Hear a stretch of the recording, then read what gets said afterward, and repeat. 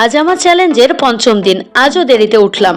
ভাবছি সকালে ওঠার জন্য একটা চ্যালেঞ্জ দিতে হবে। তাড়াতাড়ি ফ্রেশ হয়ে 6:45টায় পড়তে বসলাম। সকাল শুরু করলাম আগের শেষ করা প্রশ্ন ব্যাংক দিয়ে। আগের পড়া, অথচ নতুন করে পড়তে হচ্ছে। এজন্যই পড়াটা রিভিশন দেওয়াটা এতটা জরুরি। সারা সকালটা কোশ্চেন ব্যাংকের কোশ্চেন রিভিশন দিলাম। ইদানিং খাওয়া দাওয়াটা সময় মতো হচ্ছে না। পড়াটা শেষ করে 11:30টা নাগাদ উঠে শুটকি ভেজে নিলাম। শুটকি আমার খুবই পছন্দের।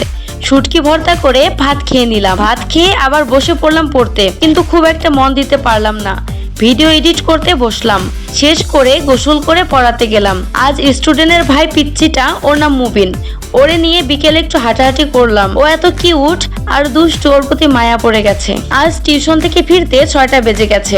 আজ দিনে খুব একটা ভালো করে পড়তে পারিনি, তাই 6টার দিকেই পড়তে বসলাম। প্রথমেই আন্তর্জাতিক নিয়ে বসলাম।